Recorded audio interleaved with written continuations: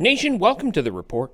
Since it's an obsession of many on the right, I'm going to talk tonight about the time when America was great. Now, for those on the left, let's just get out of the way the truth that there has never been an actual period in American history where America was great, or even good, for a majority of its citizens. The concept of American exceptionalism is a myth spun by those scamming the middle class for their own benefit. And since even at their height, white males have only made up some 40% of the total population, and of that group only about half have any real generational wealth, America has really only been great if you were white, male, and your home was completely paid off before you were born. But for the purposes of this piece, I'm talking about the period in history when America was the shining beacon on the hill, the nation that the world looked up to, wanted to emulate, long before they realized the streets in America were not paved with gold and Tomorrowland was only an amusement park. During that period, when America was great, it invested 2% of its gross domestic product on innovation and research. 25 years ago, that stopped, and the number has languished at 0.7%, while every developing nation on Earth has moved ahead of America in science, technology,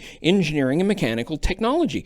Back when America was great, the Eisenhower years that Republicans keep alluding to, a period when there was a strong middle class, massive industrial growth, expansion and advancement in all sectors, back when the top marginal income bracket in America was 90%.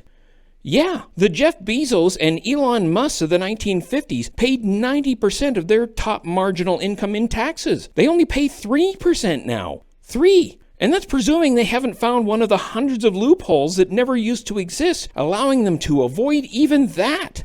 Back when America was great, the social safety net was strong. Wealth was built from the bottom up and the middle out. Poor folks got a shot. The middle class was doing great, and the rich still managed to increase their wealth, just on a trajectory closer to a slowly climbing plane rather than a penis-shaped rocket. And there was a time in American history when America did what now seems impossible for them. There was an 8-year period when America made their largest investments in science, technology, and infrastructure, the greatest expansion of human rights to both women and minorities, the greatest wage correction in American history, all while fighting a lengthy war and bringing the national debt the closest it ever got to zero. And they did all of this, everything, everywhere, all at once. I'm talking about the Johnson era. The national debt of the United States came the closest to being paid off during President Johnson's administration, a time when America was deep in the growing Vietnam War and spending billions trying to make Kennedy's vision of a man on the moon before the end of the decade a reality. It was also a period with the greatest expansion of the U.S. highway system, infrastructure spending, the suburbs. And it was only possible, not because of supply-side economics lining the pockets of the super rich, but instead from demand-side economics. Johnson's Great Society saw pay for the lowest wage earners almost double. The Civil Rights Act increased the wages of African Americans and the expansion of good-paying union jobs. All things that Republicans and conservatives now call socialism. But he also proved that when you float the smallest boats, all boats rise. And since most of the money the U.S. government has comes from taxes, when you increase what the average American earns, you open the floodgates on what the American government gets to spend. And Joe Biden is doing the same. The U.S. job rate is down to 3.4%, a rate not seen since 1969. And wages have seen their greatest rate of growth in decades. The shift in priorities from the supply side of lining the pockets of the rich and foreign oil wars to the demand side of the American people is paying off. Conservatives continue to try and divide, to point at every imagined boogeyman, to every adjustment in policy that is made to the benefit of the public as though it were socialism, a concept that none of them accurately label or appear to understand. When conservatives govern, the country sees wealth move upward dramatically, hollowing out the middle class and leaving it vulnerable to leaders who have attracted voters by telling them to look down at the other, the one below them that wants socialism and handouts, saying those are to blame for their loss of power, status, and wealth. But that's mostly because conservatives don't want you looking up at the real people to blame, the rich, the powerful, the greedy who own even the smallest of so-called independent media outlets, those who pump billions into political campaigns, all wanting to make sure the middle class is more worried about the poor than they are the real bandits, the rich who are keeping America under their boot with false promises of making it great again.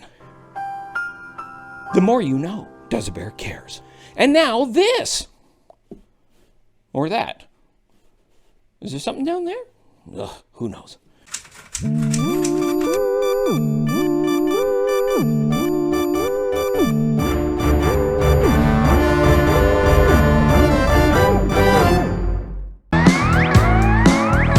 Quack, quack, quack, quack, quack. Oh, is Dick Cheney here? Cheep, cheep, cheep, cheep. Yep, he is.